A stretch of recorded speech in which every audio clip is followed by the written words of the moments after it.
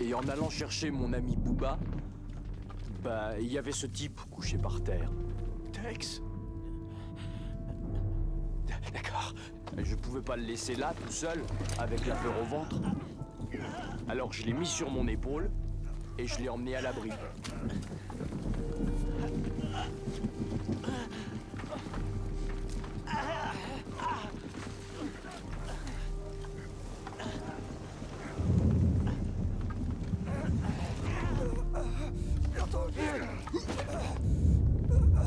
T'inquiète pas, reste allongé par terre. Je commençais à avoir peur de ne jamais retrouver Booba. Merci, Raffort. Je sais que ma position est près du danger. On trouve Charlie dans tout le coin. Je devrais avoir mon intervention aérienne maintenant. Terminé. Hey! Lieutenant Dan, Coleman est mort! Je sais qu'il est mort, imbécile! Toute notre putain de section est décimée! Ah! Putain! Et qu'est-ce que tu fais? Là! Laisse-moi ici! Fous le camp! Laisse-moi ici! Fous le camp! Ah! Ah! Arrête! Je te dis, laisse-moi ici! Putain de merde! Louise! Louise, c'est Forrest! Après ça, la pêche a été facile.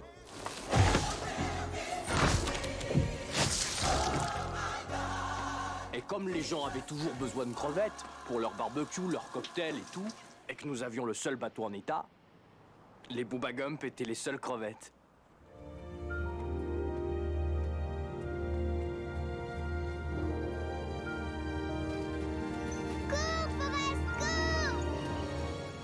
Et ce jour-là, sans raison particulière, je décidai d'aller courir un peu. Alors j'ai couru jusqu'au bout de la route. Et une fois arrivé là, je me suis dit que je pourrais courir jusqu'au bout de la ville. Le président Carter, souffrant de la chaleur, est tombé dans les bras des agents de la Et sécurité. une fois arrivé là, je me suis dit que je pourrais courir à travers le comté de Greenbow. Et puisque j'étais déjà allé si loin, autant courir à travers le grand état d'Alabama. C'est ce que j'ai fait. J'ai couru droit à travers l'Alabama. Tu connais le deuxième classe, Ryan? Vous dites Deuxième classe, Ryan. James Ryan. Jimmy Ryan? James Francis Ryan. Non, James Francis Ryan! Bon, donnez-moi un crayon et de quoi écrire. De quoi écrire?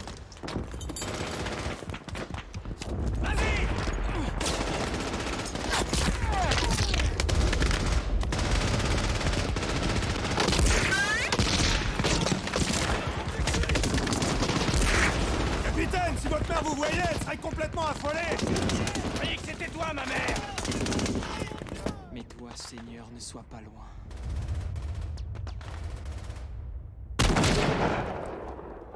Oh mon Dieu, je vous demande pardon de vous avoir offensé. Et je regrette les péchés que j'ai commis en vous offensant, Seigneur. Je regrette les péchés que j'ai commis en vous offensant. Écoutez-moi, Seigneur. Et benedictus mulieribus, et benedictus fructus ventris tu, Jesus, Ave Maria, gratia plena Dominus tecum. Oh ma force. Vite, à mon aide. Allez, allez! Coupez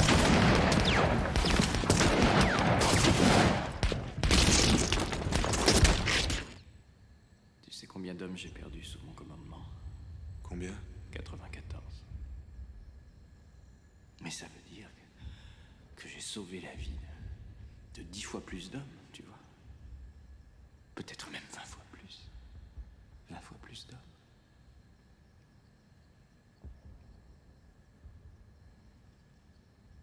Et c'est aussi simple que ça. C'est comme ça qu'on se donne bonne conscience d'avoir choisi entre la mission et les hommes. Sauf que cette fois, la mission est un homme. Faudra qu'il en vaille la peine, ce Ryan. Il faudra qu'une fois chez lui, il guérisse une maladie ou invente une lampe qui dure 2 fois plus longtemps que les autres. Parce que je ne donnerai pas 10 Ryan pour un Vecchio ou un Caparzo. Amen. S'il vous plaît, vous voulez bien arrêter de pointer ce revolver sur moi. Ça me rend nerveux. Montrez-moi votre carte. Oui, bien sûr. Voici mon portefeuille. Vous voulez mon arme aussi? Non mais allez-y, venez la prendre. Regardez, faites-moi plaisir, jetez un coup d'œil par la fenêtre. Regardez dehors. Mon collègue est en train de l'emmener à la voiture. Regardez. Il a failli pisser dans son phoque quand j'ai débarqué dans la chambre. Il a enjambé la fenêtre et il a atterri sur le capot de ma voiture. Hé, hey, Murphy! Oui? Appelle le poste de police. Je veux pas que des gens pénètrent sur les lieux de l'arrestation. Je savais pas que les services secrets étaient sur le coup. N'en parlons plus. Comment vous vous appelez? Anrati. Karl Anrati.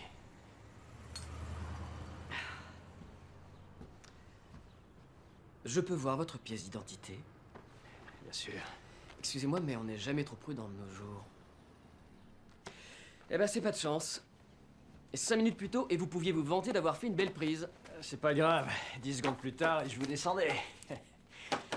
Je peux vous accompagner à la voiture? Il faut que je vois quelle tête il a. Bien sûr, mais attendez-moi ici juste une minute, le temps que je descende les pièces à conviction. Je n'ai pas envie qu'une femme de chambre vienne faire le ménage. La police ne devrait plus tarder.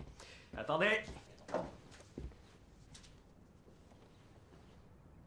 Votre portefeuille? Je le récupérerai tout à l'heure. J'ai confiance.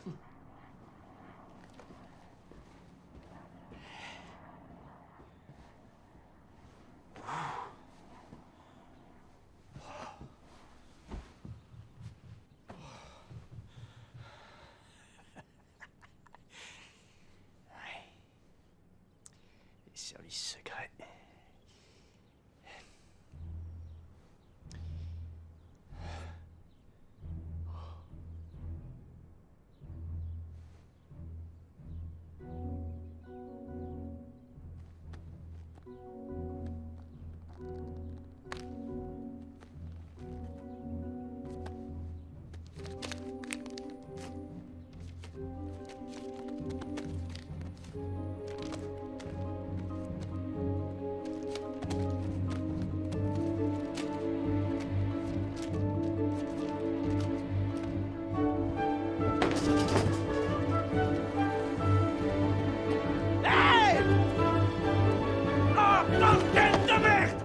Comment tu as fait, Franck?